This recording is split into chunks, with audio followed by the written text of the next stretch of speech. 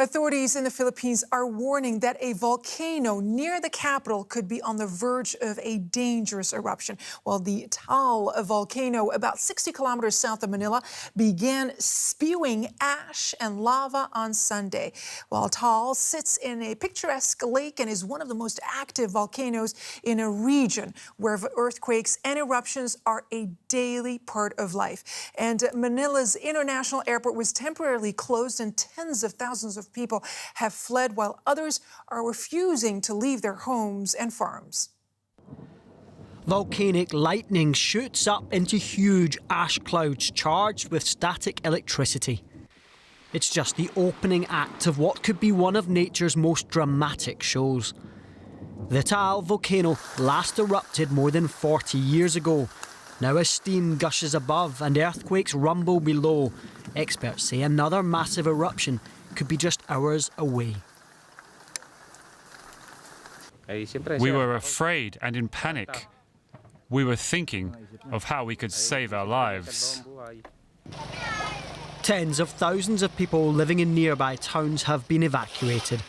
Rain mixed with volcanic ash has coated the roads in thick mud, making driving treacherous.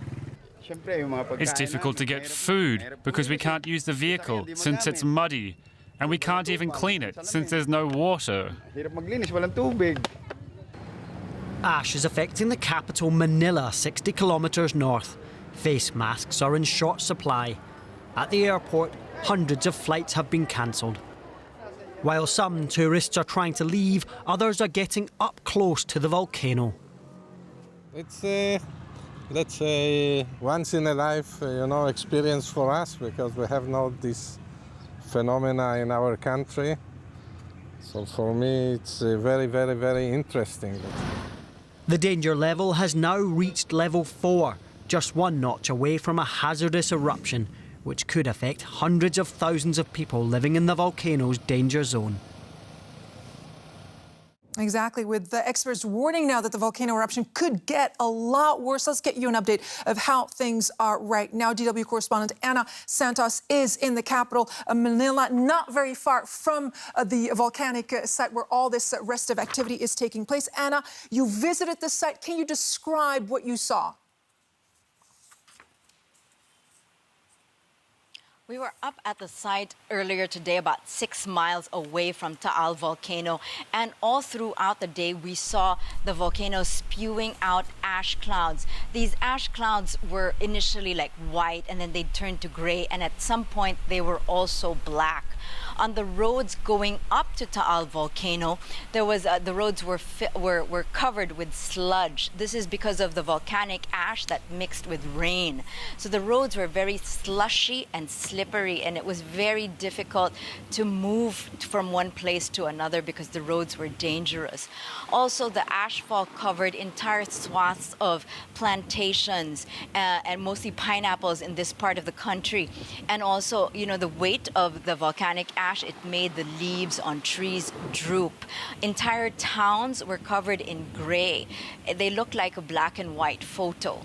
Now, against all of this, some people, or most people, didn't really look like they were in a state of alarm. A lot of them were going about their daily business. Like, for example, Tagaytay, which is a very popular tourist site, was still attracting a lot of visitors who were taking selfies in front of the volcano and really mesmerized by the terrifying beauty of its continued eruption. You also saw farmers washing away volcanic ash from their livestock and just trying to go about their daily life, and people were wondering, where's the panic or where's the alarm?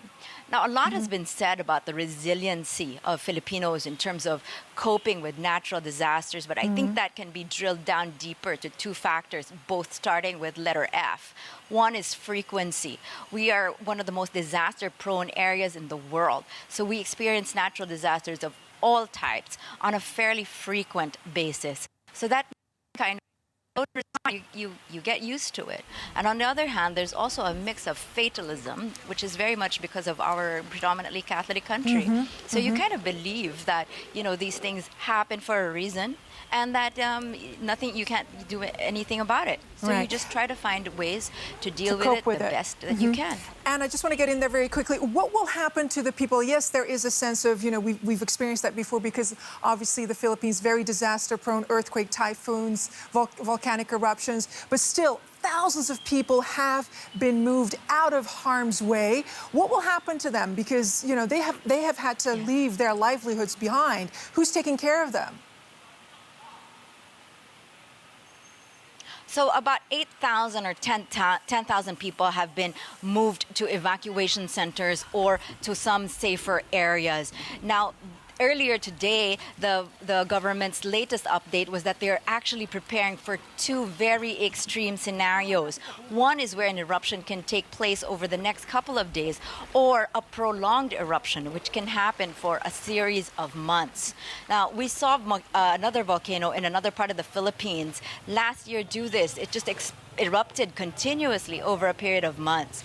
And this is something the government will have to prepare for. How are you going to keep these people who are in harm's way safe over a prolonged and indefinite period of time? And how do you do that with a minimal disruption to their lives and their livelihoods? Right now, that's what they're going to be busy with in terms of mapping out the different scenarios and possible interventions. All right, Ana Santos reporting from Tagaytay. Thank you so very much. Greatly appreciate it.